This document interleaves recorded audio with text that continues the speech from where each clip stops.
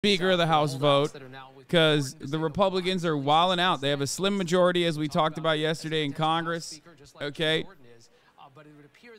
And there's just like 5 of them that just refuse to give him. Of continuing to try to wait out the other side won't have changed. And I think Heidi's point, Senator Heitkamp's point, is a terrific one. The test. They just basically are refusing to allow Kevin McCarthy to become the Speaker of the House, which I think is really funny. Some Democrats might not show up for future rounds, I'm told by several sources. Some are just bored by the House GOP drama. Others think it's better than voting president. For now, it's a wait-and-see mode. What's happening is some are gaming out what a missed vote or present vote would mean for the threshold and ending the chaos, all while wanting to stay on Representative Jeffries' good side. No one wants to break ranks, but many don't want to be here all day. Congressional Democrats, you have one job today. No one cares if you're bored. Yeah, you tell him, Mark. You tell him, Mark Yzaguirre. I mean, it's pretty funny, though, because it's like, dog, you do have one job. Like, he's right. I mean, this is like a lib, but he is right. Like welcome to living in the real world. You know what I mean? You think motherfuckers like their jobs? No, they're bored all the time. Like, people are bored at their jobs all the time. Hello? Welcome to the fucking real world, asshole. And they don't even have the platinum healthcare package that you have. Or Sunday's my birthday. Half of my chat is bored at work and secretly listening to me while they make it seem like they're working hard, okay?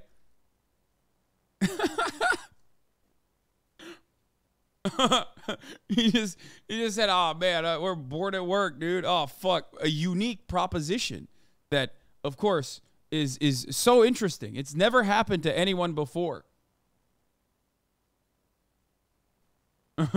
Bro, giving away the game. Listen, bro, it's because I also worked an office job. So I know. Chef Bubble, thank you for the 5-2-1 gift to subs. I know how this shit works. You just fake it. Anyway, here is Representative Marjorie Taylor Greene, who's also disappointed at what's going on. Let's take a look at what she had to say. Okay. We have been negotiating, talking, debating back and forth in our conference, trying to come. One of the funniest parts about this, of course, is the reality that, like, they don't even have any real demands, okay? Trigger warning, Marjorie Taylor Greene. I'm sorry about that. Marjorie Titan Green. But, like, they don't really have any fucking demands, okay? So what are they supposed to do?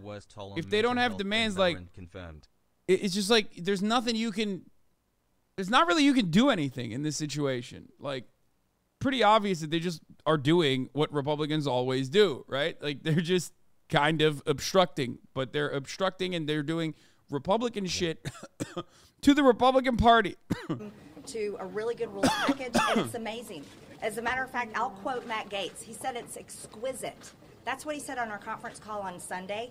But in that conference meeting there, we found out that there were several members, 3 in fact, that went in last night and were demanding positions for themselves.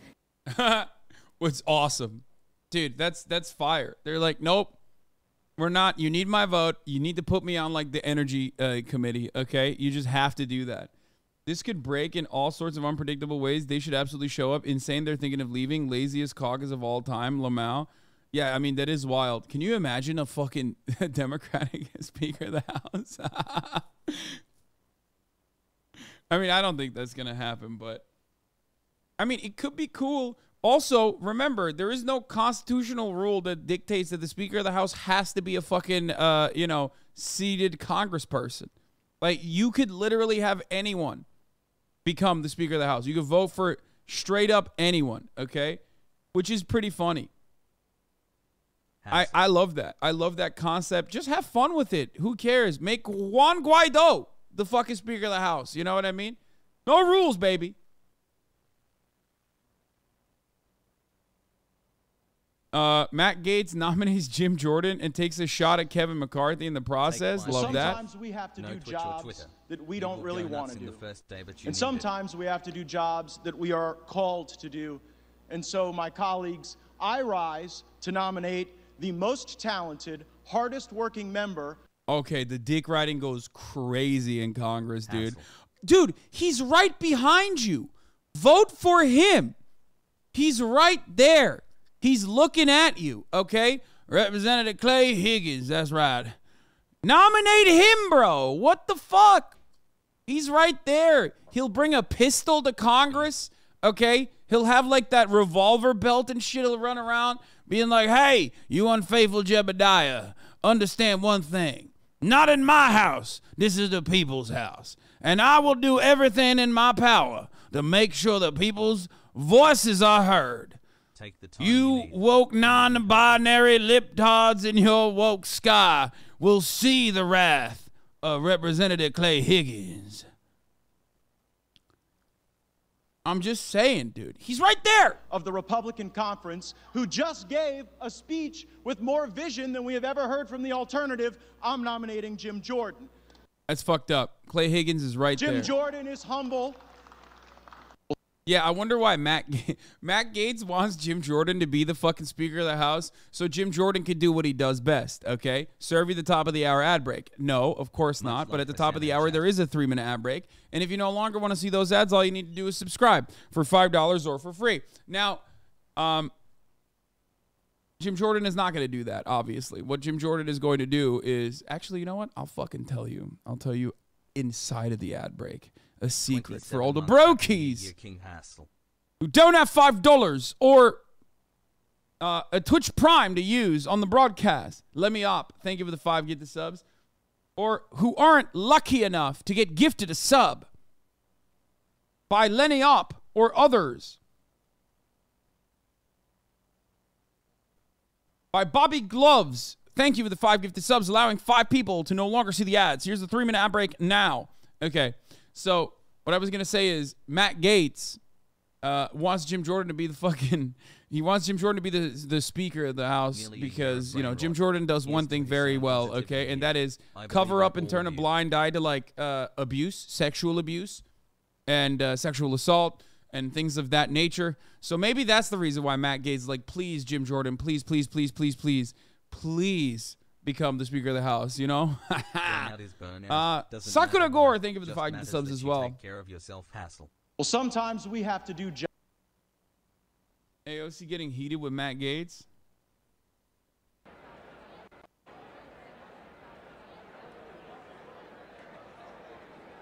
Happy 2023.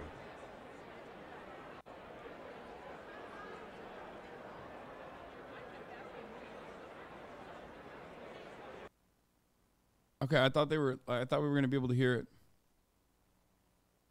None of this matters, but it's nice to see Chuds arguing amongst themselves again. Yeah, it makes me very happy to see this. To Chip Roy and the members of the Freedom Caucus, get on board and let's do our damn job. Enough of the crap. We can't do that until we elect a speaker. So to Chip Roy and the members of the Freedom Caucus, get on board and let's do our damn jobs and enough of the crap. Love that. I love seeing that. You love to see it, folks. A little bit of infighting, you know? So to Chip Roy and the members of the Freedom Caucus, get on board and let's do our damn job.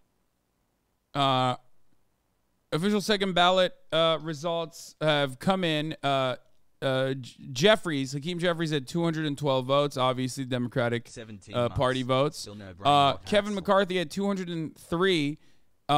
Jim Jordan is at 19. No one gets the 218 necessary, and a third ballot is soon.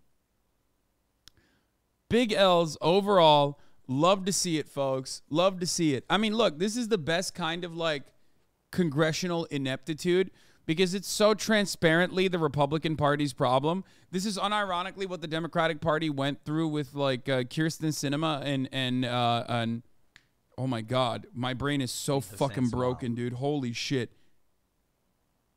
With Kyrsten Sinema and Joe Manchin, right? This is something that normies absolutely despise. They hate it. They hate looking at politics and looking at politicians not doing a job. They hate gridlock. They hate not actually being able to pass legislation. What do I always tell you? I tell you, one of the main fucking components is like passing legislation fast, okay? Doesn't matter how shitty it is. Doesn't matter if you don't get like everything you wanted. As long as you fucking ram that shit through and you get it passed, people are going to be happy about it, okay? People are gonna be like, oh yeah, they're doing a job. 5 months has One of the worst things you can do, which was a big Obamacare L, is hold up legislation specifically to try to concede to the other side and like come up with the best possible legislation you could. And in that entire process, you're basically signaling to the Normans, okay, that are in the margins, to the Normans who are like maybe apolitical or whatever, that you don't have a good grasp on anything. And also on top of that, you're giving your enemy, the Republican Party, just a major amount of time and space to shit on the fucking policy. Okay?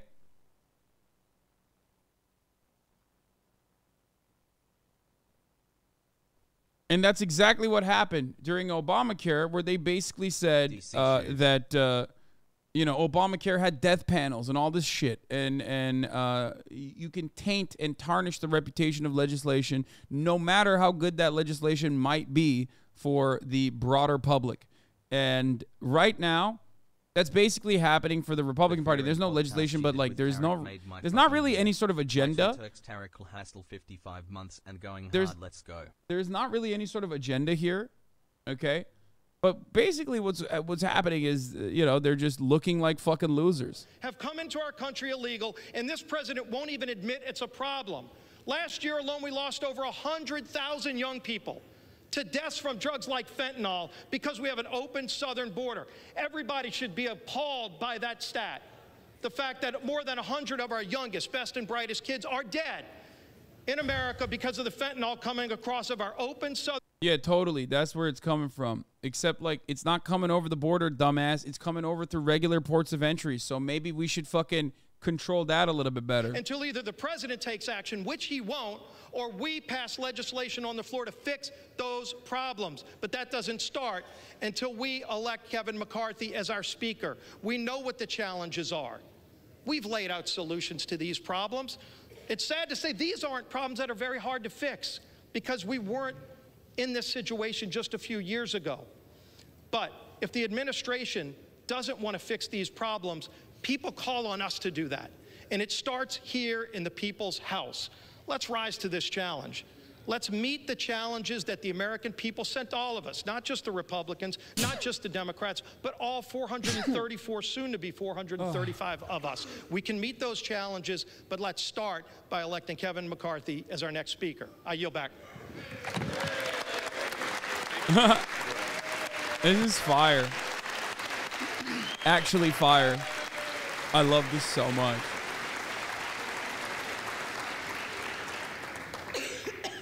For what purpose does the gentleman from California rise? Do you think the fentanyl scare tactics are intended to take the blame out to Sackler-Friendly? No, it's just a way to fear-monger about immigrants. For unity in Congress and progress in our country, Democrats are united behind Hakeem Jeffries. I recommend Hakeem Jeffries as our speaker. Thank you, Madam Clerk.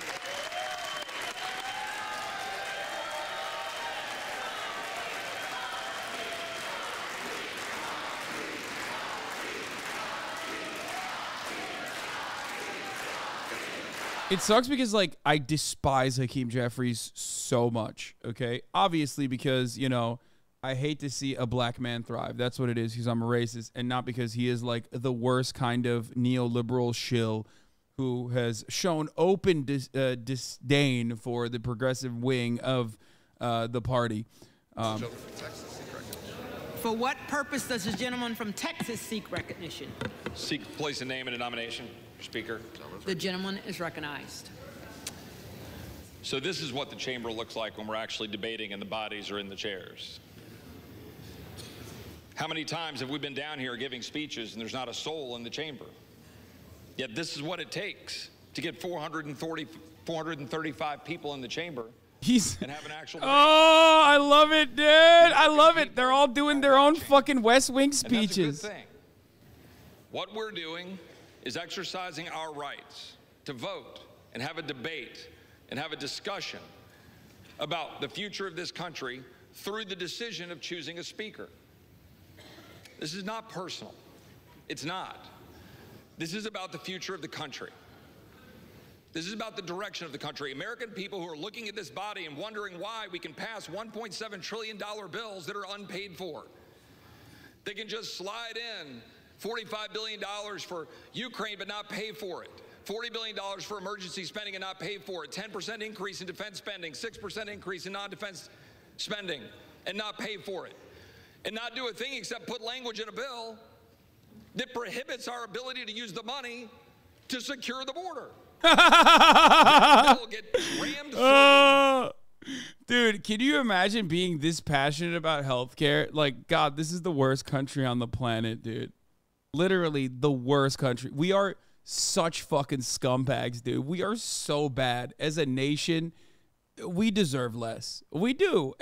We don't have anything anyway, but like we deserve even less than what we have. Look at our fucking elected representatives, dog. We are never getting health care, bro. Sends it to the floor, and we have no debate on the floor of this body. We haven't been able to offer an amendment on the floor of this body. He said he's Border Sanders. What this nation needs is a stronger border. Fuck the health care. Poor people should be melted into biofuel. Adopting rules and procedures that will make us actually do our job, or it comes from. And people ask me, what do you want? I want the tools or I want the leadership to stop the swamp from running over the average American every single day.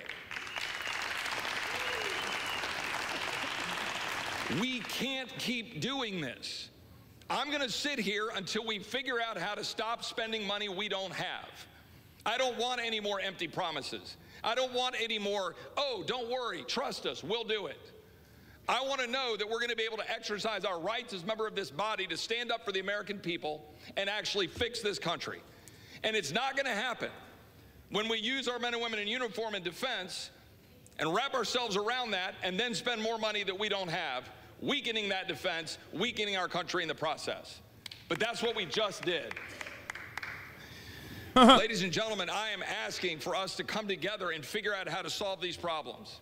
Like people, the idea that like we're giving so much money to Ukraine and not to our own borders is such a dumb one, because like Republicans are on board with giving money to Ukraine. Hey, dumbass, like they have like naval bases in their own districts. They have like defense spending that is going to benefit their own constituents. So they're like, shut the fuck up, okay? Like, yeah, sure.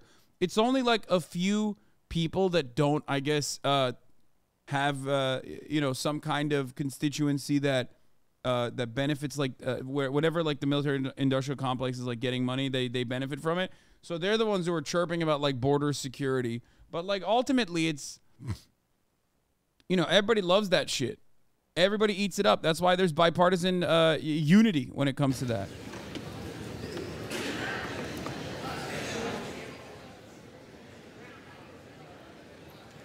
He did attempt to address both sides. No, he didn't. What the fuck are you talking about?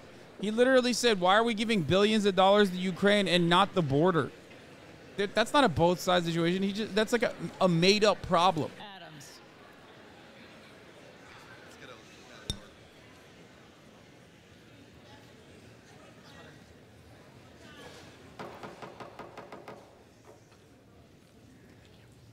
Adams.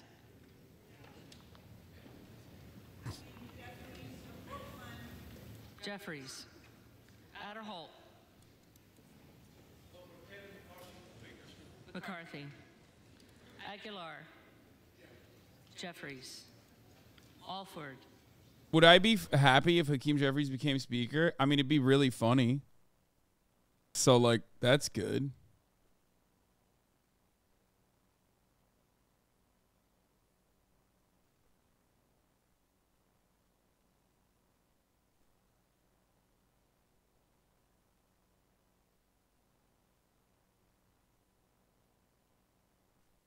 If you were speaker, would you stream it? Yeah. Who would be the funniest speaker? Clay Higgins. Clay Unfaithful Jebediah Higgins. Or Donald Trump. Donald Trump would be pretty good too.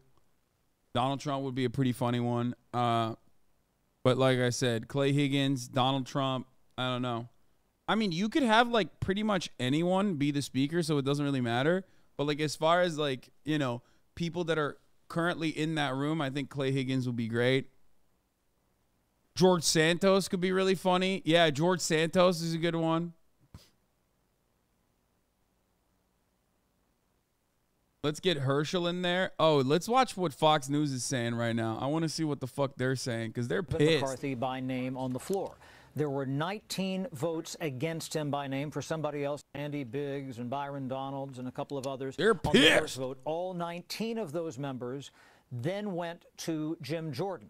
Now, as we went to the third vote here, it was a question as to whether or not they would place somebody else's name in nomination for the third vote, and that's exactly what Chip Roy, the Republican from Texas, did. Again, Jim Jordan.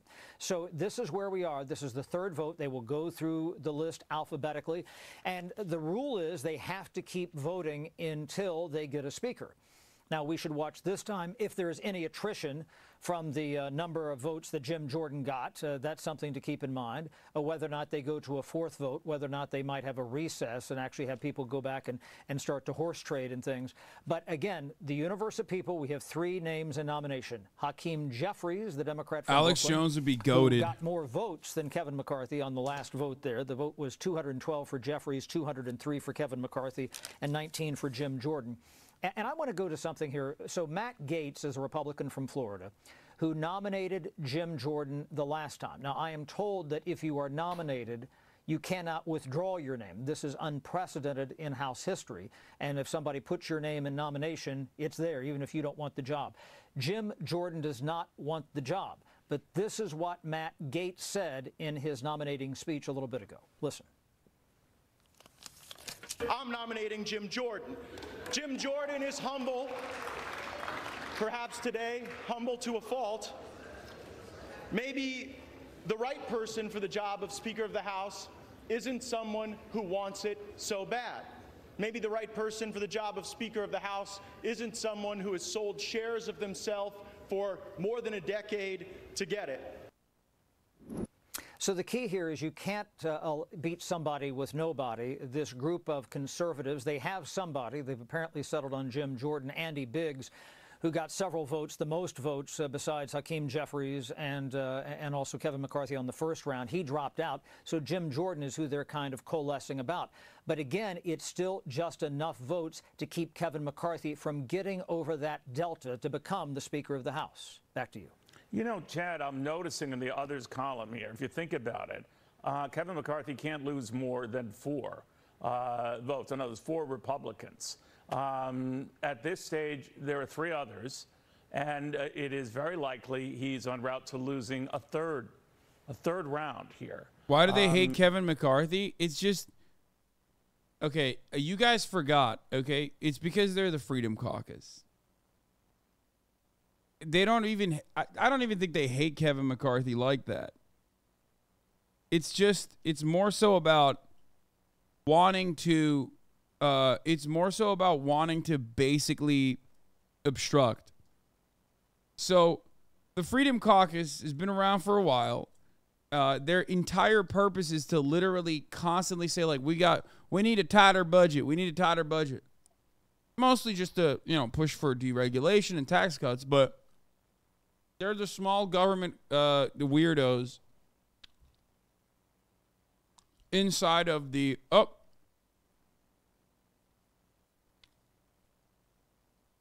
4 others already. They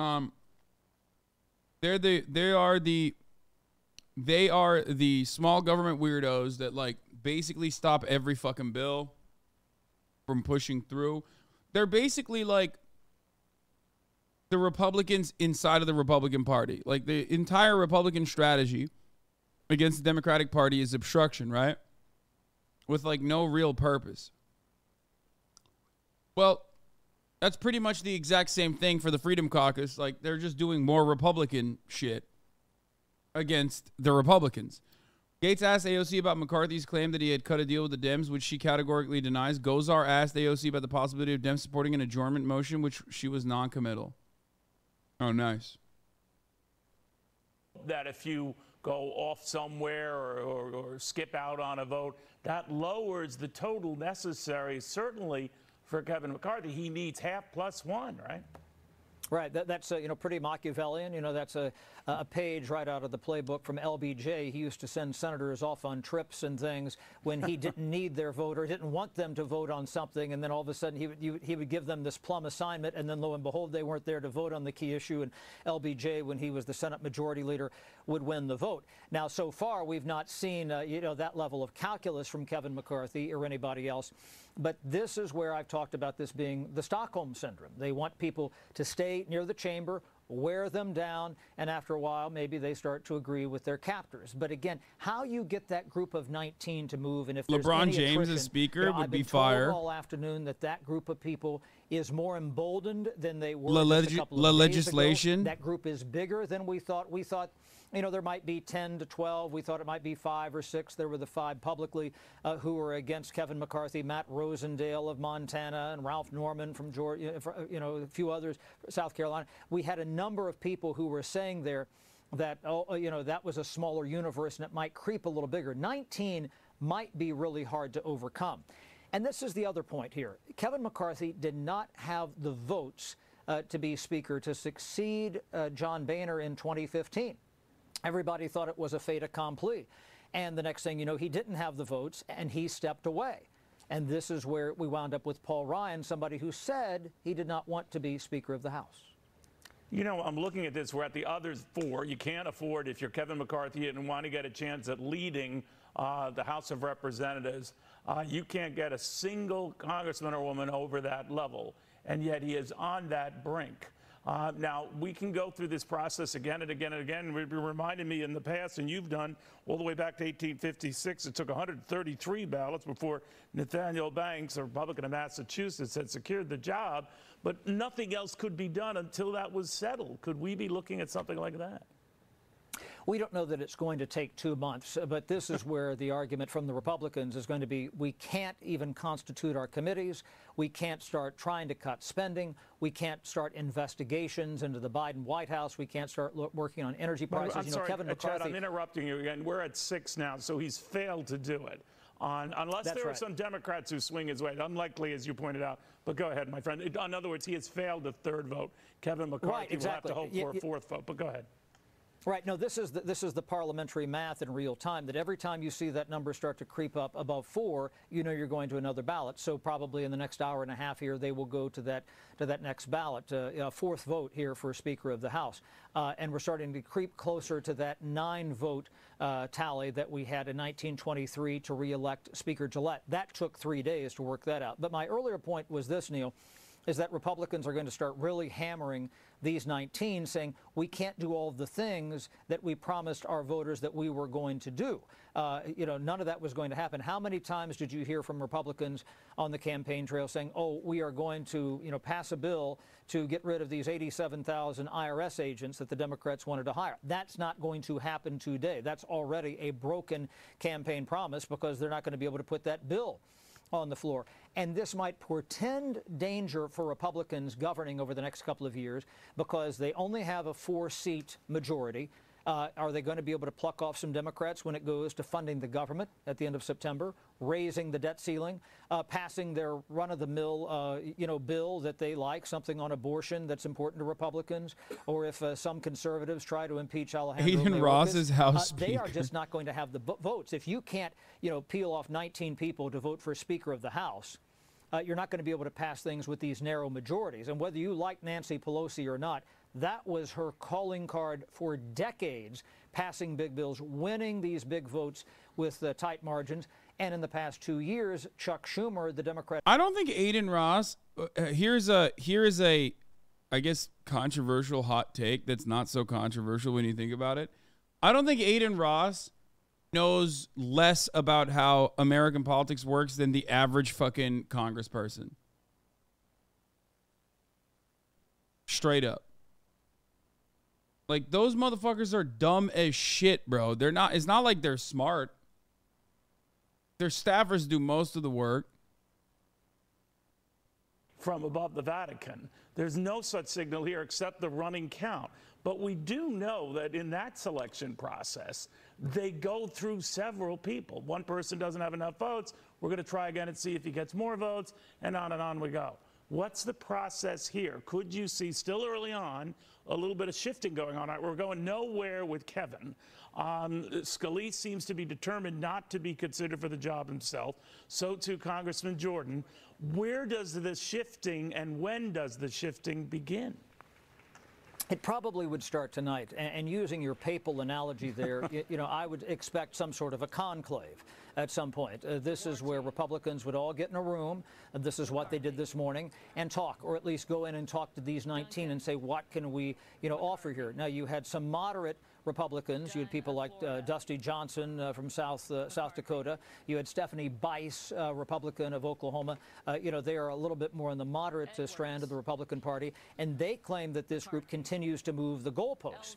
It also says this, and I asked them, and I also asked Kevin McCarthy this morning, if you continue to say, okay, we're going to get the votes, and he's been saying this since November, and you get right up to, you know, Election Day here, start of the Congress, January 3rd, and they don't have the votes, what does that say about Kevin McCarthy's viability to be Speaker of the House? And when it comes to be September to fund the government, or in the next couple of months raise the debt ceiling, how does he get Jeffries got majority twice. Why isn't that enough? Kevin you need 218 McCarthy votes, brother. Shown the Doesn't ability matter. to do this, and this is where I go back to the fall of 2015, when John Boehner stepped aside and we thought Kevin McCarthy was going to be Speaker, and then all of a sudden he wasn't. He did not have the votes then, and he may not have the votes now. Neil, what we are seeing right now in it's real not time majority, is that sorry. You need 218. Jeffries only got plurality, not majority. behind closed doors 7 years ago, it is now spilled out into the public view. All right, thank you, my friend. And don't wander too far. I want to go to Aisha Hasti right now, our congressional correspondent, also on Capitol Hill. Aisha, we're learning that Republican Congressman from Florida, Byron Donalds, who had supported Kevin McCarthy on the first two votes, I believe, and Sam, correct me, my producer, if you can, he did vote for Congressman Jordan this go-round. Jim Jordan. Now, it's a little early here, but that's the kind of thing you look for, right? I mean, what are you learning? I was actually just going to raise that point, and very smart of you to bring that up as well. I'm really curious as to what is happening now around Jim Jordan. Of course, he got about 19 votes in the second round. We'll wait and see and watch how many votes he gets this time around. But my question then becomes, Neil, will these Never McCarthy folks, right, the people who are anti-McCarthy, will they hold Jim Jordan to the same concessions that they have been putting forth to Kevin McCarthy? I think it's a fair question for Chip Roy or Matt Gaetz or whoever is voting against McCarthy, because they're nominating Jordan now without getting a deal that they were hoping to get with McCarthy. I just like the chaos. I don't give a shit. It doesn't matter to me if Jim Jordan is the fucking Speaker of the House. The committee it does not matter if it's fucking Matt Gaetz. Et cetera, you know what I mean? It's just like, it doesn't matter. That you haven't struck a deal with yet. So perhaps ultimately, later on tonight, as Chad ultimately it doesn't matter, because Republicans don't have an agenda. They do not have an agenda. They got nothing. Wait, what the fuck? Where is this? Oh, this is still...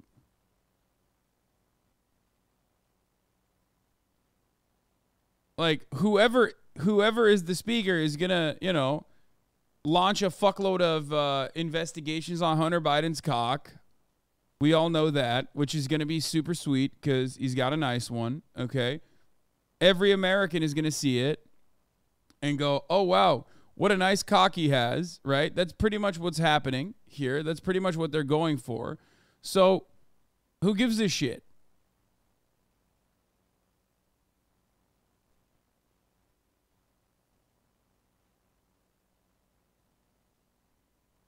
They want to get to work, and you heard him talk about that again when he nominated Kevin McCarthy. Some of those priorities, Neil, 218 include, is the vote. Rescinding the is the number of of votes that necessary. Democrats approved for the IRS. It includes blocking any non-emergency drawdowns from the Strategic Petroleum Reserve. It includes creating a select committee on China, and it includes giving the Department of Homeland Security the power to turn away migrants at the border if they feel like the secretary doesn't have operational control. These are all priorities that Kevin McCarthy laid out in his Commitment to America plan. And again, they can only happen once the GOP elects a speaker. Of course, the opposing side would say they are doing exactly what Americans want them to do. This is the democratic process, and that's correct. This is the democratic process. This is the sausage making that we're all watching. Yeah. You can win with less votes as long as there's less people. That too. Right now they just need 218. But I personally don't know what will happen if they just can't vote for someone.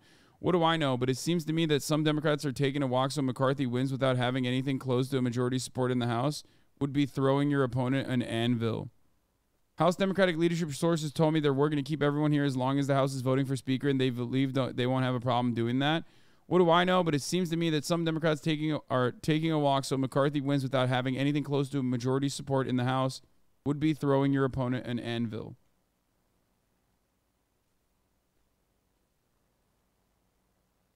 But if McCarthy is a speaker, they would still be in disarray. Nothing would be resolved. Nope. Drag it out. I disagree. I actually disagree with David Dan on this. No, drag it out. It looks good. Drag it out for as long as you can.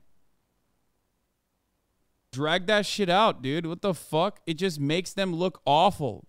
This makes it look like they don't have their ducks in a row. They don't have their shit together.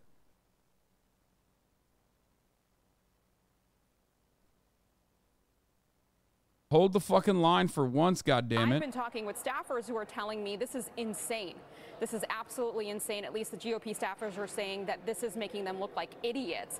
One staffer told me in front of the American people. So I don't think it's likely. I think again, people like Jim Jordan, Steve Scalise, those are names to watch.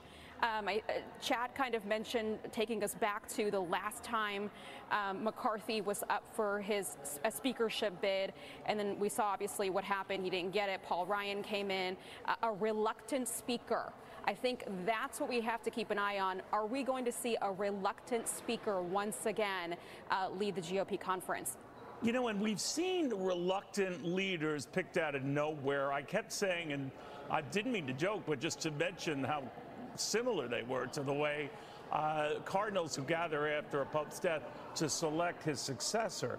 And that cardinal electors who entered the Sistine Chapel in March of 2013 to find a successor to John Paul II had 5 ballots over 2 days before they elected Cardinal Jorge Mario Bergoglio, of course, who later went on to take the name Francis. I only mention that to say that, to me, it's weird how similar the process is. Movement and those who look Ben like Shapiro is correct. Who don't. And it's awesome. McCarthy's job as speaker and the job of the GOP is to say no. Okay? Which, by the way, again, ew, gross. Like, the fact that he's smarter than this and admits it makes him more evil, I think, than the average Republican voter who's just stupid and don't understand that this is, like, literally their job. But he is right.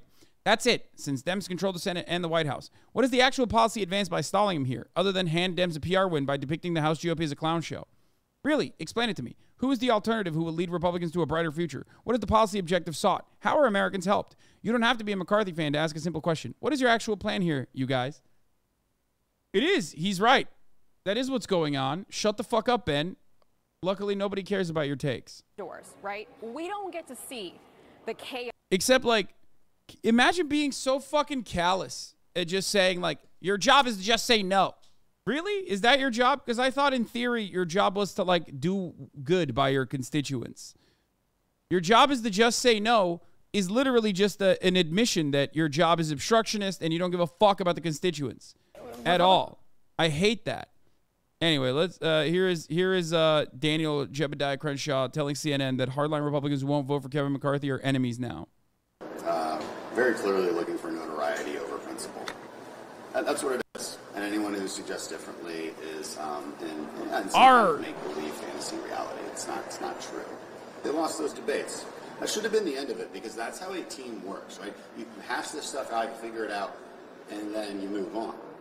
But if you're a narcissist, and you believe that you're a narcissist, opinion is so much more important than everyone else's, then you'll keep going. And you'll threaten to tear down the team for for the benefit of the Democrats just because of your own sense of self-importance. That's exactly what's happening here. We will not vote for anyone else but McCarthy. These people think they're stubborn, we're more stubborn. They think they're not going to get the committees they want. Well, obviously they won't, but it's going to be so much worse than that. You know, they are enemies now. They have made it clear that they prefer a Democrat agenda than a Republican one. But right now, those conservative hardliners are not going anywhere. They say. I love it. McCarthy down a vote now. GOP leader Kevin McCarthy loses his first vote. Florida Representative Byron Donalds votes for Jordan. Let's go! Yo, it's so funny, dude. Oh, no. Yo, this could take months, okay? Which I'm so on board with. It's not like... Because understand that it's not like anything is going to happen. Like, if Kevin McCarthy becomes speaker, they're going to do obstruction. If Kevin McCarthy is not speaker, they're still going to do obstruction. If Jim Jordan becomes speaker, they're still going to literally block everything they can. So ultimately, like, it really doesn't matter. They could just, like, keep this going for as long as possible. I personally think it's cool that, like, you know, all these fucking pieces of shit are forced into this room now. And they have to sit around with their thumbs in their asses, you know what I mean? Same boat. We need to find a solution. The conference, the Republican conference, elected Kevin McCarthy by an overwhelming majority, and we need to elect Kevin McCarthy as a speaker, and we need to move on with America's business, the business that America and Americans voted us to do, to reduce inflation, to take care of the energy crisis, to also to solve the crisis at the southern border, to stop the flow of fentanyl that's killing tens of thousands of Americans every single year. That's the business that we came here to do, not fight with each other. And it's really unfortunate that we have a small percentage of Republicans that really are, you know, stopping us from doing America's work right now. You know, it's a fascinating process, and you mentioned that the 90% of Republicans who want Kevin McCarthy, unfortunately, to get to that 218, whether you're at 90% or not, and you're not there, you're not there. And to go back to my probably ridiculous analogy on conclaves and Cardinals gathering, I might point out that the original first vote for the man who ultimately became Pope Francis was that he had barely a dozen votes, and the front runner. Oh my God, it keeps going back to the papacy, dude. Who gives a fuck? Shut up. Dude, oh my God, dude. This guy really loves the Pope. What the fuck? Yo, someone investigate. Check him PC, bro. What the fuck? Republicans have been waiting years for this opportunity to take over the House. And so when the rest of the country looks at how Republicans are handling day one, they can't unite, they can't come together. It's day one and they can't agree already. Yeah, that's a shame. It makes us look foolish. If I didn't know any better, it's like the Democrats paid these people off. Hey, let's pay them off. Let's make it look like the Republicans can't govern and don't deserve any gavels whatsoever. That's what it makes it look like. Wait. Stop. His little pout and his little outfit. He's so soft and tiny. I can't. We are going to baby girlify George Santos. Dude, our fucking goat, our king, George Santos. He's like, this is my first day in office. Ooh, not expect. Apparently he ran away. Apparently there was like an entire press pool, like an entire fucking gaggle of journalists waiting outside of his office to obviously interview him, to be like, what's up with your fucking campaign contributions, man? What's going on? And he ran away from them and like tucked away in a corner, and now he's just like sitting over there by himself. Aw. Here, this is how his day started, okay? Hold on. Your campaign, your constituents. Do you feel like you're qualified to serve in this Congress right now? How do you hope your constituents can trust you, even though that you've misrepresented your biography to them? What's your response to calls for a House ethics investigation by Nicola Lota? He's doing the virgin walk, dude. Do you have any statements about your campaign and how you hope to govern? Do you hope to carry out your full term? What can you say? The only thing missing from this picture is he doesn't have a roller backpack, okay? It does make it pretty funny that he has like the double, he has the backpack and he put both of the straps on too, because instead of like a legal briefcase or whatever the fuck like Congress people normally use. But like it would be really funny if he had a roller backpack, like getting bullied. Why is everybody so mean to me? Oh, by the way, Brazil has reactivated the fraud case against fabulous Congressman-elect. Stop! No! No! Dude, he's about to get extradited. Republican is accused of using stolen checkbook and fake name at a shop outside of Rio de Janeiro in 2008. Come to Brazil! George Santos, come to Brazil! Brazil, caralho! Oh, no. Dude, look. Oh, my God. Oh, my God. Guys, those glasses are fake, too. 100%. He don't even need glasses to see this motherfucker, bro. Stop. He's got those fake-ass frames, dude.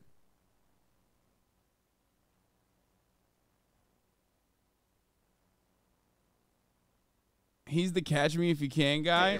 Yeah, if the Catch Me If You Can guy was whack as fuck. So you'll do what you said you were going to do on your campaign trail, given the concerns that have come out about state.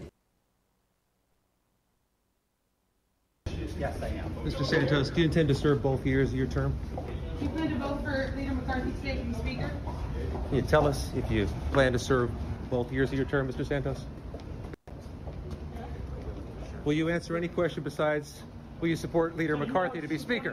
Not enough people are talking about how fun it is to lie. Yeah, but like, you know. I mean, it's funny. Who gives a shit? Fuck it, YOLO. About your biography, about what you've told folks about your background?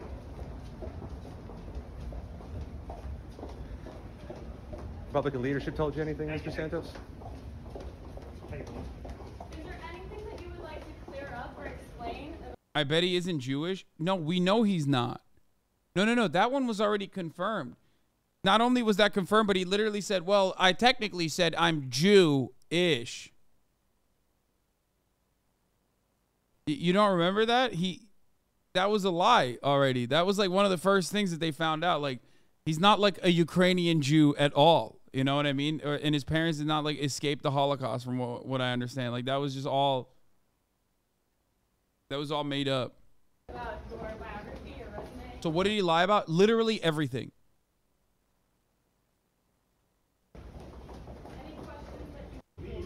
Yes, I am. Mr. Santos. He said he's Jew adjacent.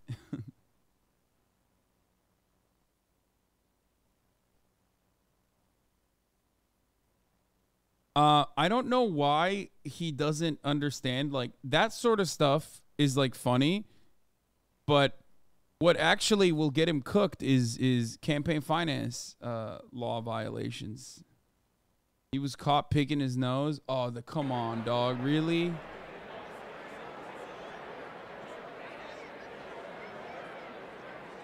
That's not. No, he's not. I do that shit all the time, dude. Come on. I thought he was like. He got itchy. Like, you're crazy.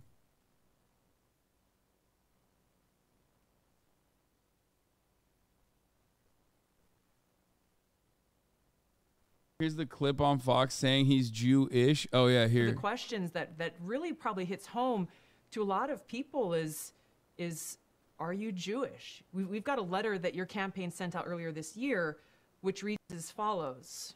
That's disgusting, Hassan. You're sick? What do you mean? You don't have nose hairs? Your nose doesn't get fucking itchy sometimes? What the fuck are you talking about? Like, where you just, like, scratch the outside of your fucking nose hole? As a proud American Jew, I've been to Israel numerous times for educational, business, and leisurely trips.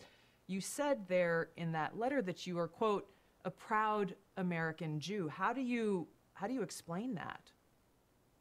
My heritage is Jewish. I've always identified as Jewish. I was raised a practicing Catholic. I think I've gone through this. Even I've not being raised a practicing Jew. I've always joked with friends and circles, even in the campaign, I'd say, guys, I'm Jewish. Remember, I was raised Catholic.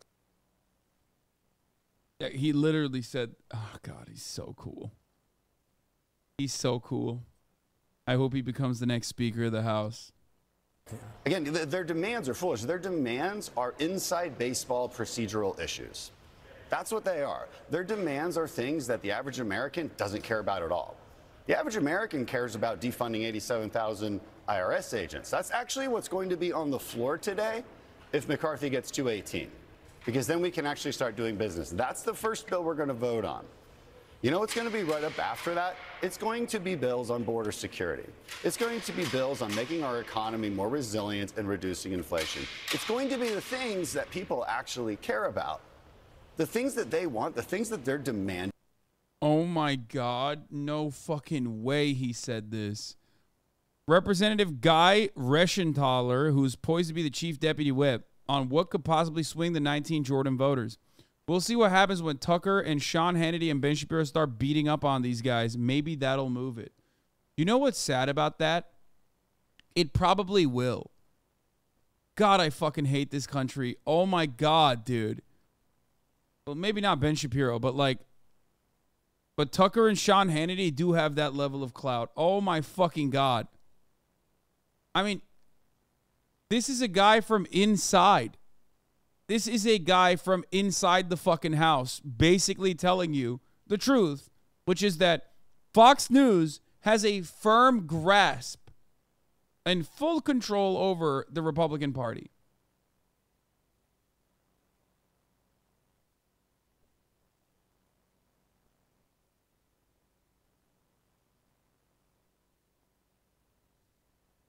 You're going to be canceled again? Wait, why? What did I say?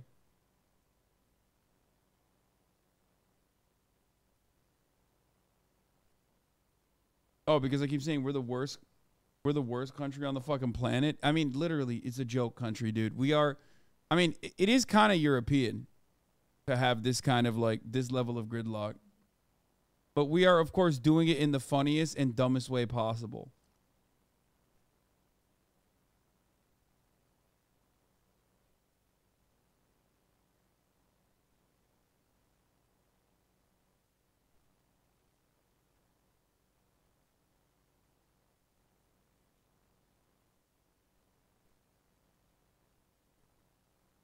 It amazes me that you live in a country where it's a conservative party is trying to openly on the news defund the tax inspectors. Literally, yes, dude.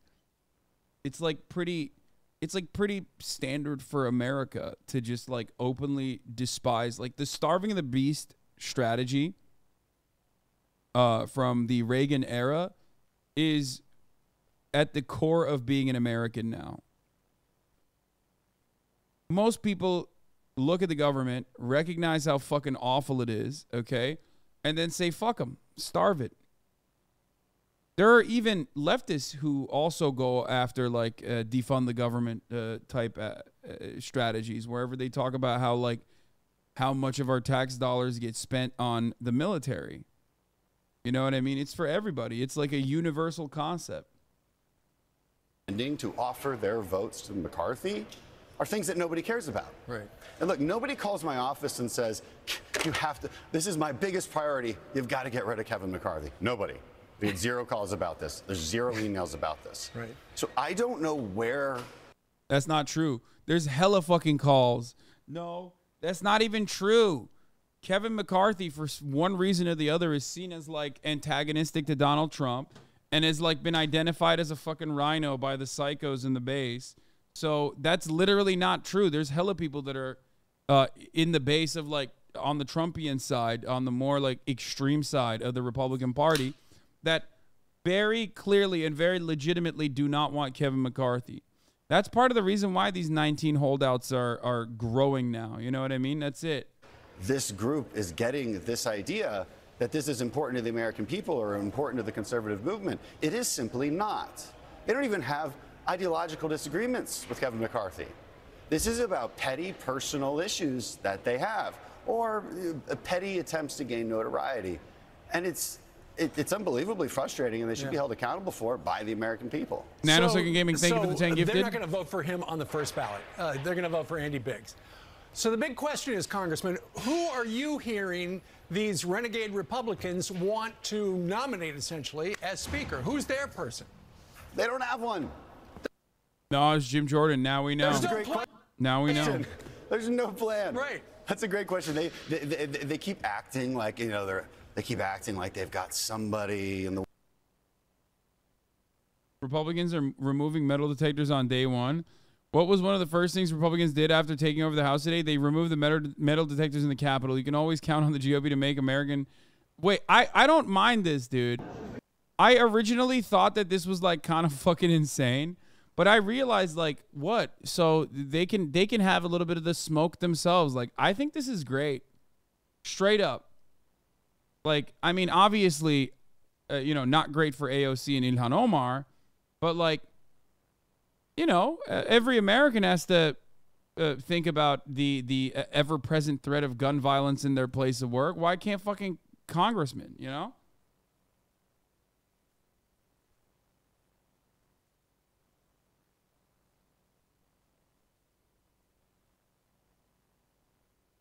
Growing tension in the House. You guys not interested in governing? A frustrated Huzengas yells before casting his vote for McCarthy. Yeah, that's pretty funny because, like, this is literally the entire, that's it. This is what the Republican Party is. Like, yeah. There's 2 Twitch streamers there right now. Yeah, 2 Twitch streamers are talking to one another.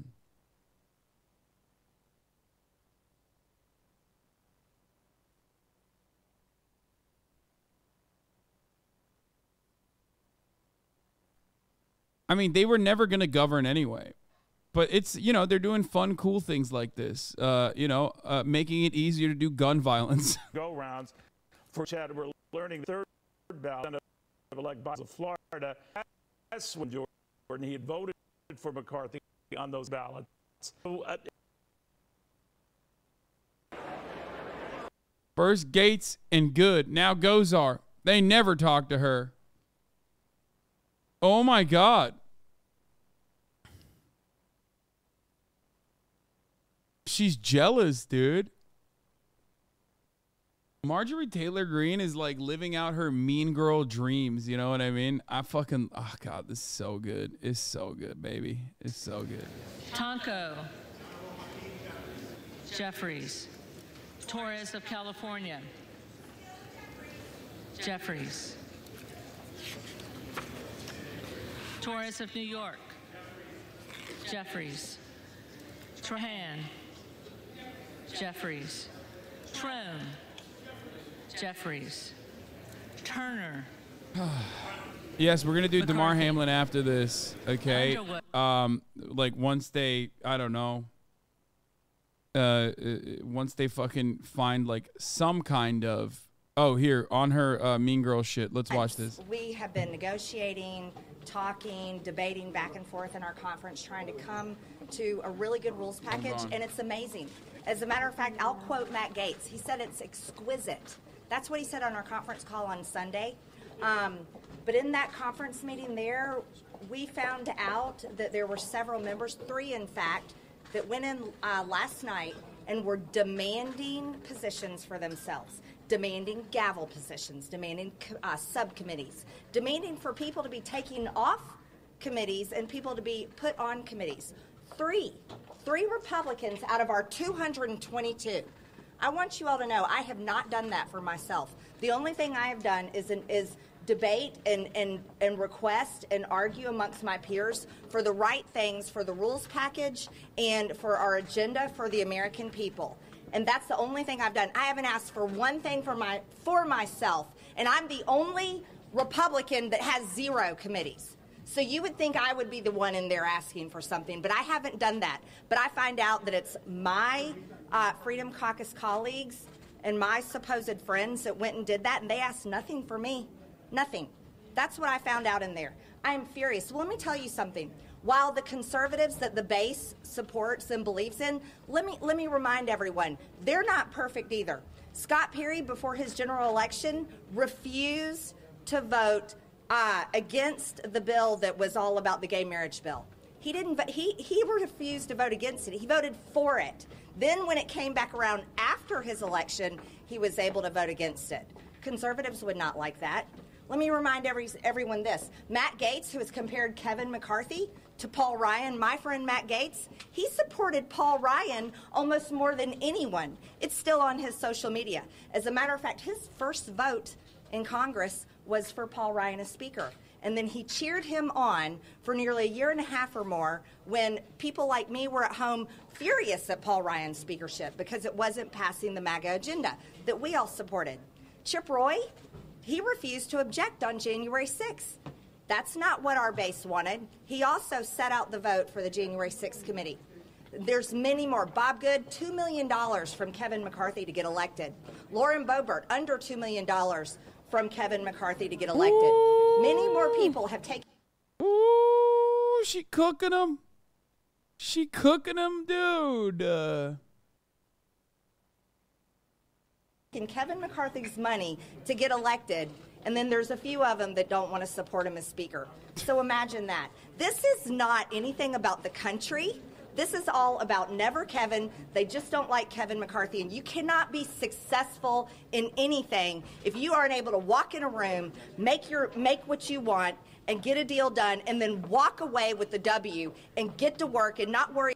There's snakes everywhere. I hate it. I hate it. All I want is a W. This is what we want. The Republican Party deserves better than this. Worry about who you like and who you don't like. This is not about prom king. This is not about a pastor. This is about electing a person to sit in the speaker chair so that we can all get to work.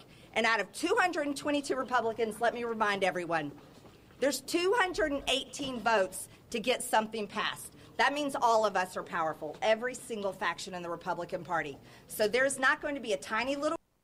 Look at her doing the work for establishment Republicans. Like, you're a goddamn rhino, Marjorie Taylor Greene. I'll tell you what, I'll openly state it. You're a rhino, Republican in name only. That is going to demand their way because they want subcommittee chairs and they want certain power positions. That is not how this works. And that is the worst thing they could do for the country. It's the worst thing. And I'm furious over it, and I'm going to continue calling them out. She is so bent, dude. It's like the top of the hour is here, and she's unsubscribed. You know what I mean? Just as bent. It's crazy, dude. It's crazy. At the top of the hour, there is a 3-minute ad break, for those of you who don't know, okay? Now, of course, you can get mad and say, what the fuck, a 3-minute ad break? Or you can get glad. Why glad? Well, because you got gifted a sub by Graham Waters. Thank you for the 5 gifted subs, allowing 5 people to no longer see the ads. You know, that's one way that you can avoid the ad break. If not, though, if you're not lucky enough, then you make your own luck by subscribing for $5 or for free with a Twitch Prime.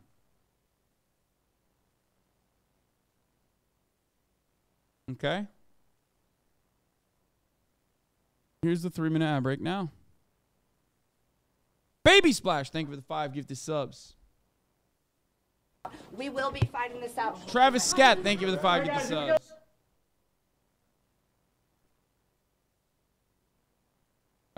Santos's first day drawing by Needless Backstory. Thank you, Needless Backstory, for this wonderful drawing. Face enjoying the ring party beef. Yes, dude. I love it. Babylon B with a team kill. Babylon B repeatedly attacking the Republican Party today. Clowns debate who will be elected next king of clowns. Republicans gather in Congress to vote on who will fail the voters this time. Oh, no. Oh, no. Oh, yes. Oh, yes. Infinite Ryman, thank you for the 5 get the subs. New York Hockey Fan, thank you for the 5 get the subs. And La La La La Keisha, thank you for the 5 get the subs as well. Top of the hour bot gave that a 6.82 out of 10. 396 chatters rated the ad segue 6.92 out of 10. Respect that. You know, not bad. I'll take it. I'll take it. We take those. Thank you. Why is this fucked up? The Fox News feed is like broken. McCarthy got one. Today, Madam Clerk, House Democrats are united. I don't care about this. A Latino is nominating for leader of the Chamber, a black man for the first time in our history. With that I place the name. It is with that I place the name of my friend and colleague from Arizona, Andy Biggs, for Speaker of the House. Thank you.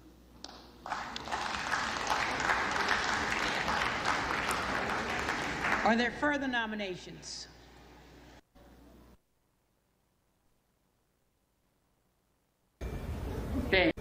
Biggs. Biggs. Voted for himself. Respect.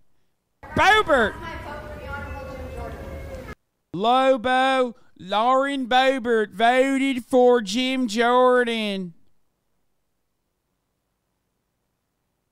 McCarthy going the wrong way after the last round. What?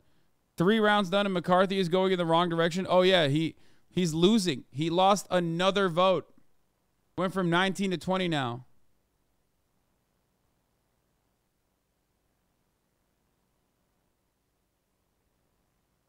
When I arrived in Congress 2 years ago, Nancy Pelosi put this hunk of garbage outside of the House chambers for members of Congress to go through. Today, they are being removed, and we are turning Pelosi's house back into the people's house. I actually don't understand why anyone would advocate for that. Like, legitimately. It seems such a weird thing. Like, performative, I guess, because there's, like, plenty of cops there anyway. Like, there's so much Capitol Police. Like, you can't really do anything. But it's still a weird thing to want. Potential speaker in waiting, Steve Scalise. He's the one who nominated Kevin McCarthy for this 3rd ballot, saying that he wants Republicans to get behind Kevin McCarthy. Nonetheless, there are now 20 House Republicans who have said they want someone for Speaker of the House other than Kevin McCarthy. And Kevin McCarthy, because of the GOP's slim majority in the House, can only afford to lose 4 votes. So he's not gaining any votes. He hasn't picked up any new votes between the first ballot and this last 3rd ballot. Instead, he's losing votes. He lost that 1 vote from Byron Donalds.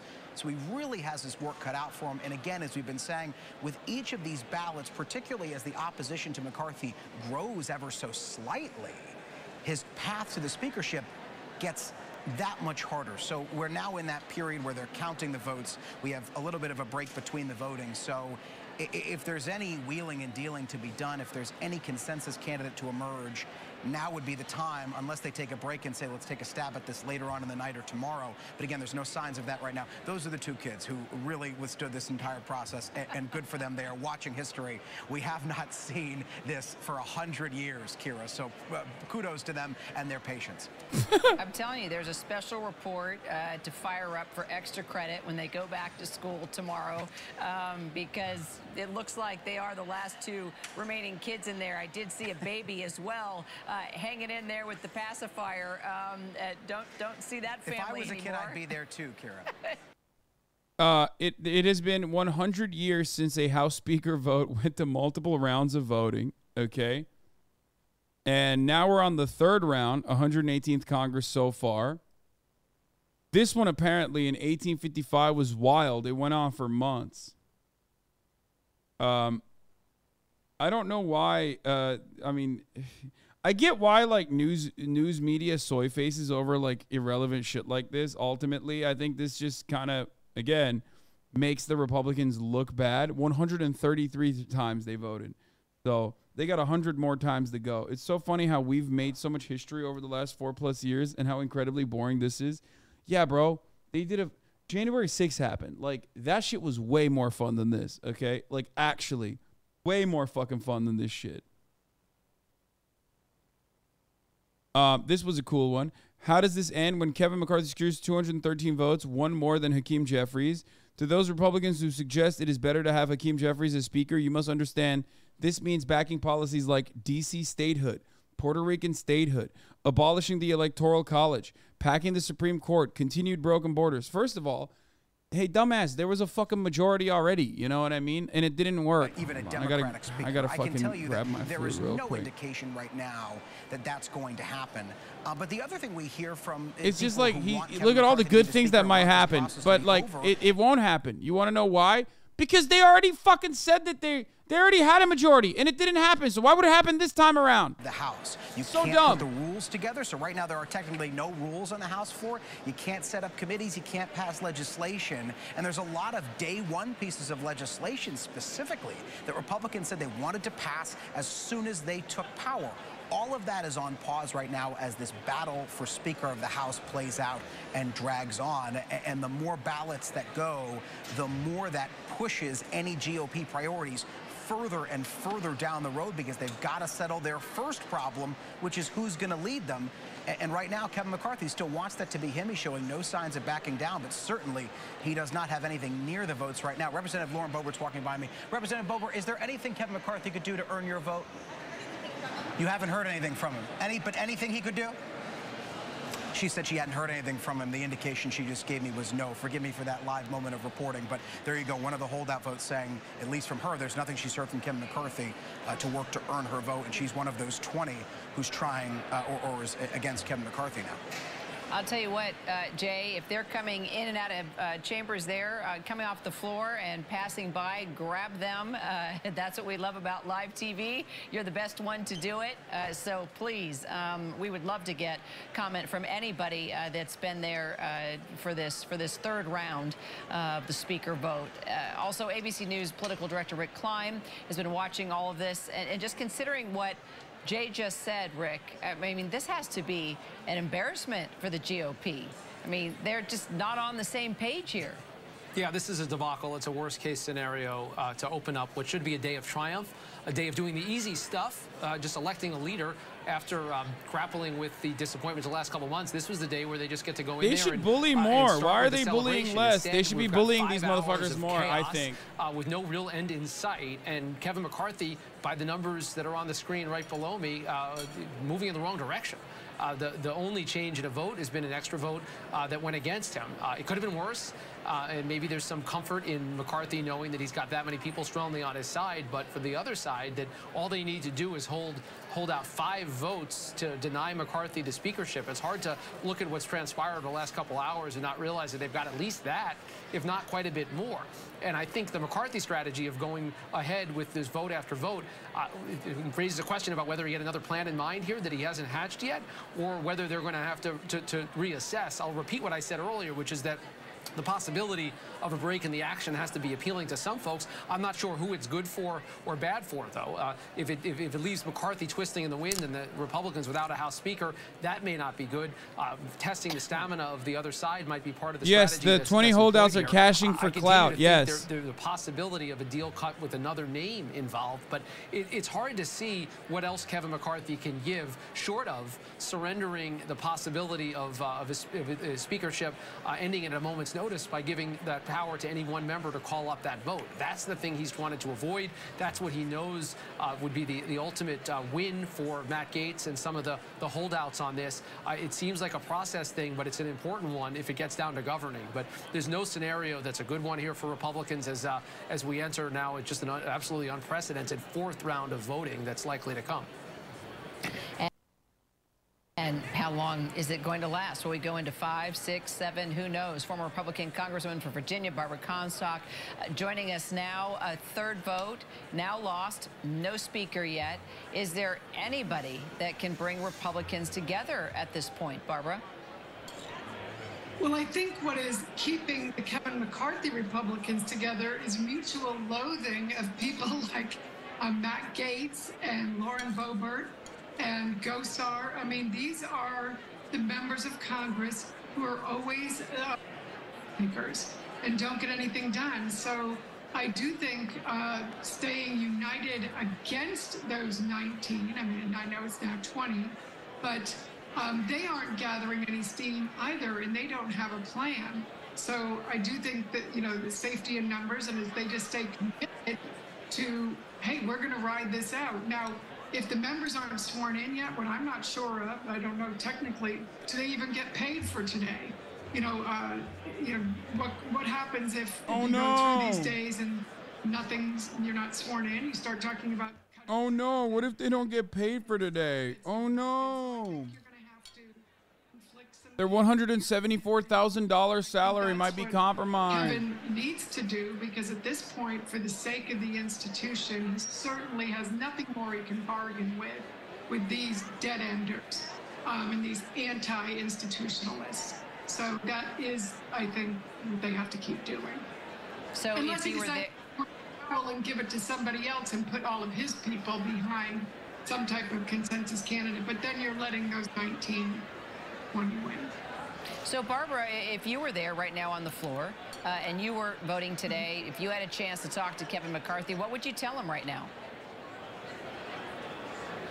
Oh, boy. Well, I mean, I would have, long before now, I would have not wanted him to be dealing with these people and empowering them. I mean, back in 2015 and 16 and 17 when I was there, I didn't want these people empowered. So that is the problem, that they have been empowered.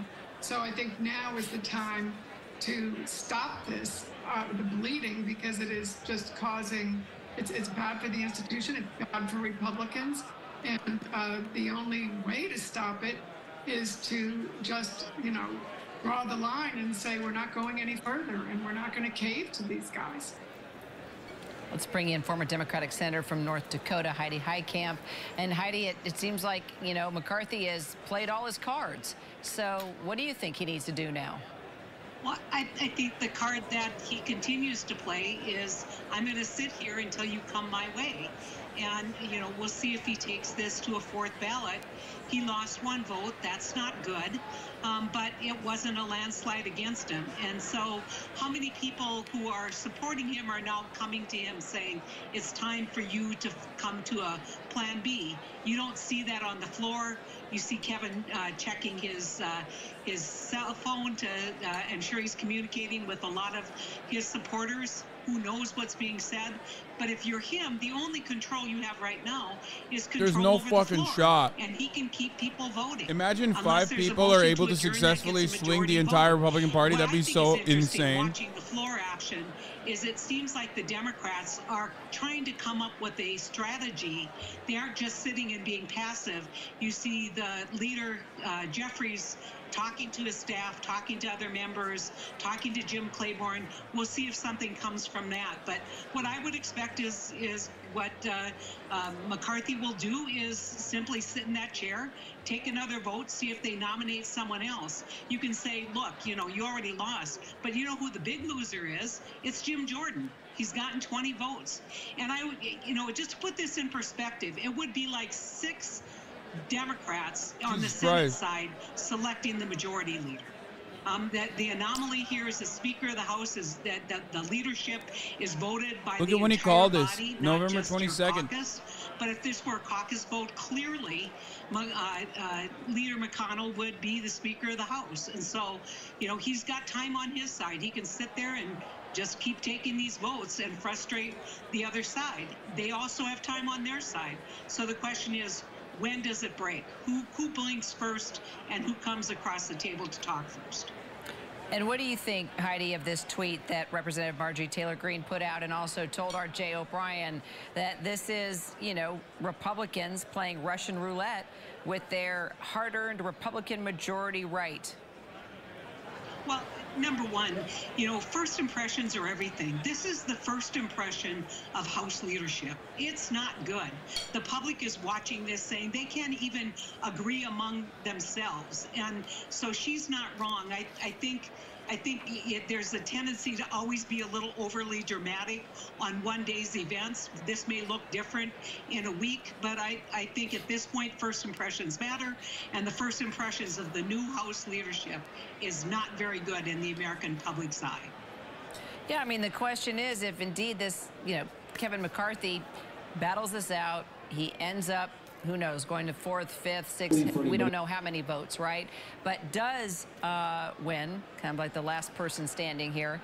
They brought Steve Kornacki on? How's he going to hold the party together? I mean, we've already talked about the fact that you said he's already not respected. He may be a nice guy and well-liked by people, not respected. A lot of members using the word embarrassment, this whole scene today. It just seems like he's going to just continue to have an even more difficult time leading, inspiring, moving forward. Well, I think, you know, and I've said this already during the last 4 hours that we've been talking. I think him standing firm actually wins him some points. I think him not capitulating, not compromising, as Barbara was saying, you know, not letting that small minority of his caucus win, I think that helps build. If he can come out of this victorious, I think that you know, he has a better position than if he had won by 1 on the first ballot and had agreed to a rules change that would allow him to be taken out by the vote of just one person, bringing it to the floor. Rick, what do you think? I think he's going to have to reassess his options in a big way. We just heard from Congressman Donalds, the one who has now flipped sides, the only change in votes. He is now calling for a recess and a huddle to re-strategize. Look, McCarthy's going to have to pull something out right now. You can't just keep doing the same thing and expect you're going to have a different outcome. These 19, now 20 holdouts are not going anywhere. And keep in mind, they only have to have 5. It's not a fair fight if the other side is only trying to deny something. So they have leverage in these negotiations. McCarthy's trying to pretend as if that didn't exist, going ahead, trying to keep his folks on task as much as possible. But he has to acknowledge this reality, or you're going to see more frustration grow in Republican ranks. If he's able to survive this, I think Senator Heitkamp is right. He might be stronger for the experience, but I do not see a path right now. And frankly, I'm surprised. I thought there would be more of a crack among those 19 and now 20 holdouts. But the people wondering why won't they try to flip votes to Hakeem Jeffries? No Republican will vote for a fucking Democrat. It is infinitely more likely that a Democrat could potentially vote for a Republican for Speaker of the House, but no Republicans doing that. Around just one member being able to essentially have a vote of no confidence and oust him with a simple majority vote. That's out there for the taking, but do you want a speakership where that exists? McCarthy's answer to that has been no. He called out the members who've asked him to saying they've been selfish on this, calling him out for trying to work with Democrats. McCarthy has tried to play the confident hand in this, that he's got this, but 5 hours plus now of voting with no resolution doesn't do a lot to fuel confidence, and it's about more than a bad first impression. This is going to be an extremely difficult Republican majority to govern with this very narrow majority and an empowered small band of members who might feel like they've got the opportunity to block him at any turn. So how much longer, Rick, will the House stay in session today? Could they stay in session today? Like, if you think that any Republican on the planet is going to vote for a black dude from New York who was Nancy Pelosi's handpicked candidate for Speaker of the House, you have to be out of your mind, okay? There is they wouldn't even vote for someone like Henry Cuellar, right? But they definitely aren't going to vote for a guy who's, again, black from New York and is Nancy Pelosi's main guy. No shot. You feel like you've got some momentum on your side, and you go from 19 to 20. Maybe you can get that up to 21, 22 to really send a message. I don't know who wants it right now, who wants to call that timeout. You don't got it, right? At what point does that reality check happen? Because McCarthy, to this point, has seemed extremely dug in. The people opposing him have seemed extremely dug in. Well, that's a recipe for yet another stalemate. Yeah, and I think that's part of the problem, Hallie, because Kevin McCarthy has been so insistent that he was going to see this through until the very end that they're really... My man said Cuellar. Wait, what is it? How do you say Henry? Wait, what? I said it right. What the fuck? Queller! Is that what you want me to say?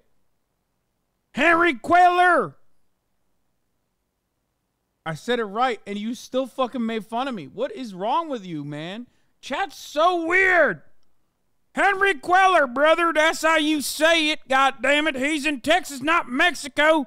Even a small crack for them to wiggle through to open up for them to take the speakership. So, this idea that if Kevin McCarthy doesn't want to do it, Steve Scalise just raises his hand, that automatically there's going to be 218 votes. That potentially could happen, but no one's done that vote count yet. We don't know for sure if that would happen. And we spend a lot of time talking about, the 5 dissenting conservative Republicans, and we don't spend as much time talking about the much larger universe of governing Republicans that actually want to get something done. Maybe Steve Scalise has enough of those that would vote for him, but there are quite a few people that are very loyal to Kevin McCarthy. So that it's not as if there's a white knight ready to ride in here and solve all these problems for Republicans. They've still had a lot of work to do to get to that point. And just so people know, they're going to keep doing this. They're going to keep voting until a speaker is named, right? So, like we say, the banner on our screen says he appears to lose the 3rd vote.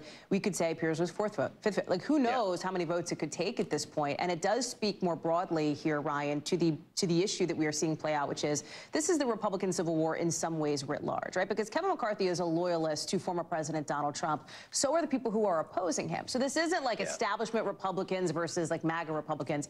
These are all the same, ideologically aligned in some ways, right? I mean, some are more conservative than others, but they're all sort of Trump Republicans that we're talking about here. Yep. And the reason why this is so difficult for Kevin McCarthy is you go back to the midterms, right?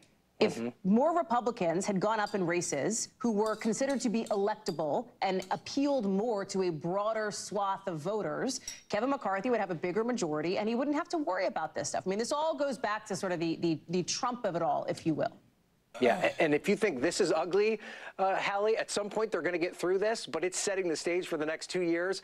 Imagine this fight over picking something as simple as the next Speaker of the House and insert the debt ceiling, insert a running out of government funding, and just kind of envision what that would look like when you have a hardline group of Republicans that are willing to essentially just blow the whole thing up in favor of their needs. This could be like what this Republican conference looks like for the next 2 years. Ryan Nobles, thank you very much. I know you're standing by ready to bring us updates throughout the evening. We appreciate it. There's more going on today than just the fight for Speaker. Coming up in the breakdown and a little bit later on in the show, we'll look at the diverse group of lawmakers who will serve when the new Congress. It is unclear as to what that means, but there's conversations about adjourning. How long does that adjournment last? How long is that break for? They're just basically going to adjourn. That's it. Like, if this doesn't get resolved. I should say the lack thereof, because until you elect a speaker, technically there are no rules in the House. You have to pick a date and time to adjourn to. You can't just adjourn and say we'll come back when we all want to. You have to say the House is adjourned until this date at this time. So if there is some kind of a break that lawmakers take, we will know when they're coming back, and that will put lawmakers on the clock. It will put McCarthy's team on the clock. It will put the Never McCarthy group on the clock, because they've got to either whip votes, get people on board with them, or at least in the case of the Never McCarthy group, stay together for however long that break is and not bend or break and not get in anybody else's boat, stay in your boat in order to withstand anything that might come in the next few hours. To the new members, this is a long process, and this is a day of typical celebration. You bring your family, you're sworn into Congress. Voting for Speaker is pro forma. It's par for the course. Everybody usually knows who's going to be the next Speaker of the House. Well, Republicans have shown already in January 6th that, like, they love disrupting symbolic events and making a big political show of it. So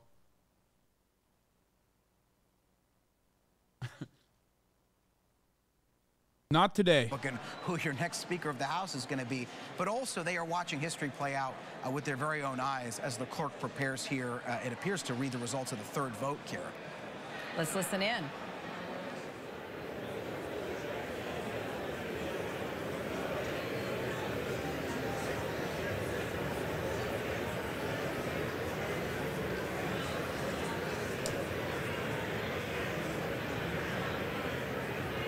Wow, thank you. This is great. I'm glad we're listening in.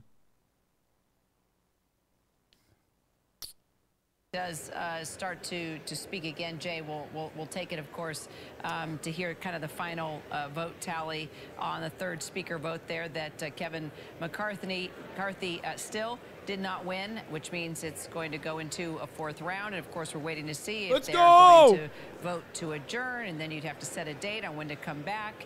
But Jay, I mean, that begs the question: if you can't come to a consensus on who to vote for Speaker, how are you going to come together right now to vote on an adjournment and then set a date for when they're going to come back and try this again?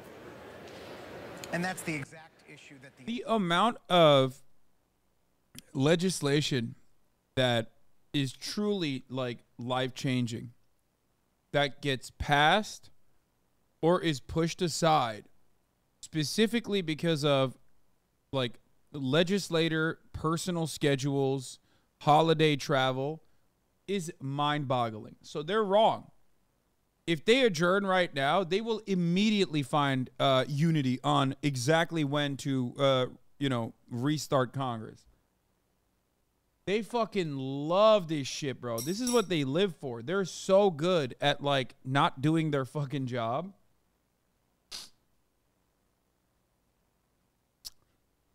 But at least the Democrats are dead set against adjourning to help the GOP. That's fucking awesome. Love that. Don't do it. Stay strong, brothers. Okay, stay strong.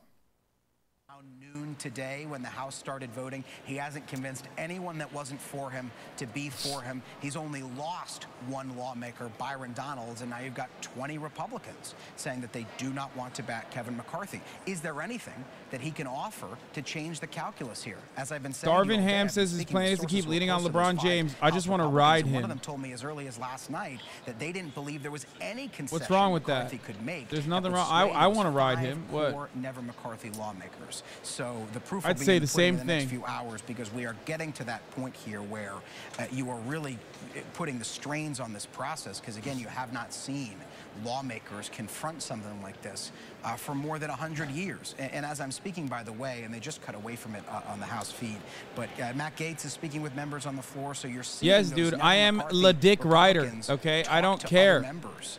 There is Matt Gaetz on the House floor. So you're seeing that. Stop labating. Kevin McCarthy, I can tell you from watching him firsthand, is a master of working the floor of the House of Representatives. When you sit in the gallery of the House and you watch Kevin McCarthy, every time you look up and look back at Kevin McCarthy, he's talking to a new member. So he knows how to work the floor. He knows how to work votes in his favor and try to push votes towards the direction that he wants. But the question that he's confronting now is there enough that he can do to push those votes in his direction? Is that talent that he has to whip votes enough? Or is the rubber going to meet the road at some point here? Is he going to, mix my metaphors here, but is he going to run out of road here and eventually have to give in, Kira? Well, Heidi, what do you think? How can Dems help Republicans here? Well, I mean, I think that they're tired, and they had parties planned for their swearing in, and they are concerned that they're starting to look very, very bad. And so we'll see. And I would remind you that the Democrats could vote for a motion to adjourn. So that would be I think that's what the Democrats are probably talking about, whether they would support a motion to adjourn if it's made. By the way, this is literally like forced to vote, which was like advocated for by Jimmy Dore and everyone else. And as you can tell, like the conclusion in this circumstance is going to be meaningless because ultimately it doesn't matter. Like whoever becomes speaker is still going to do the same bullshit. And the Republicans are not going to vote for a Democrat. Let's be real. But they are infinitely more likely to get votes from a Democratic, like corporate Democrat. Now, this is a war of attrition here. One thing you got to think of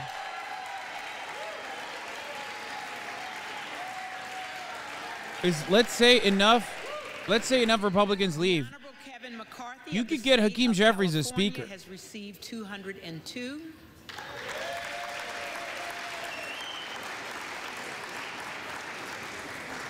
The Honorable Jim Jordan of the state of Ohio has received 20. No person having received the majority of the whole number of votes cast by surname, a speaker has not been elected. For what purpose does the gentleman from Oklahoma rise? Move to adjourn until noon tomorrow. Question is on the motion. The question is on the motion. All those in favor say aye. All those in favor say aye. All those opposed, no. All those opposed, no. No. What? The ayes have it. Motion is adopted. The motion is adopted. Dude, The Democrats are House so stands adjourned stupid! until noon tomorrow.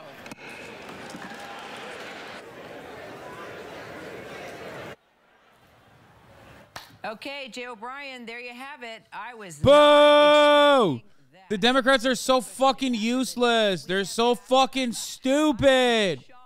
But you heard everybody say tomorrow noon, yes. Only one person saying no. They're all going after that person saying, are you crazy? I hate these motherfuckers so much. They're the laziest pieces of shit on the fucking planet, dude. And if you think bipartisanship is dead, just listen to that vote where everybody said, yes, we want to go home. Because it's been 5.5 hours now since the new Congress began, and they are now adjourning. The sun will set on Washington, D.C. tonight. A new day will begin, and there will not be a Speaker of the House. I have to look back at my records, but I don't even think in 1923 it lasted more than one day. Again, do not quote me on that. I have to check that out. I know the longest one was in the 1850s. That lasted. Nobody wants to work anymore, dude. Nobody wants to fucking work anymore. I mean, this is crazy. These lazy fucks, dude. These old pieces of shit. Are you fucking joking? Like, you're really gonna... That's it? 5.5 hours? Bitch, that's a half day for me. Certainly will. Is there some kind of plan that emerges from McCarthy and his team to work together? One of the chat said they're quiet quitting. Yeah, Democrats are quiet quitting, dude. McCarthy to change their minds. He can only afford to lose 4 votes. Yo, this shit is actually super whack, though. Or 20 Republicans, rather, so they don't want him to be the Speaker of the House. And the Never McCarthy group has said to me in the past, prior to this vote, as they were talking about their plans, that their biggest position in all of this is what's called, quote-unquote, pain resistance, meaning they believe that when there is an adjournment, again, they were speaking in the future tense because they were making their plans weeks ago, they believed that when there was an adjournment, they would be subject to a lot of pressure from McCarthy, from Republican leaders, even perhaps from former President Trump, who has been both publicly and privately supporting McCarthy for Speaker. So you can expect that pressure campaign, if it exists, to churn up overnight and to put the pressure on some of those lawmakers resisting Kevin McCarthy if it does emerge that Kevin McCarthy is going to stay in this fight and still try to be Speaker of the House. So this is going to be a quiet night for those who are watching the House floor. There's going to be nothing going on there. But if you're a member of Congress or a member of the press or interested in this process, this is going to be a very active night where we try to figure out by noon tomorrow, is there some kind of consensus pick for Speaker of the House amongst the Republicans? Or Kevin McCarthy, can he pull this out, Kira? So, Heidi, what does Kevin McCarthy do between now and noon tomorrow? Well, the first thing he has to do if he intends to stay in this is shore up his 202 votes and make sure they're going to stay with them. And so, you know, I think that he believed he was probably running the risk, given fatigue, that he would lose another 2-3 votes. That erosion would really hurt him.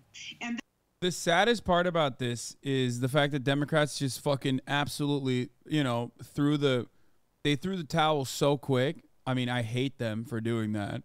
Run the clock out. Every fucking second in this circumstance is making the Republicans look worse. But also, on top of that, like, you have the Republican Party basically expecting Tucker Carlson to whip the votes for them. Like, that's why they wanted to adjourn. They wanted to adjourn because they're fucking tired. But they also wanted to adjourn because they want Trump to make phone calls. They want Tucker Carlson and Sean Hannity to bully them publicly and force them into submission. That's literally why they did this, which is crazy. So, Barbara, the next multi-million-dollar question is, can Republicans get their ducks in a row by noon tomorrow?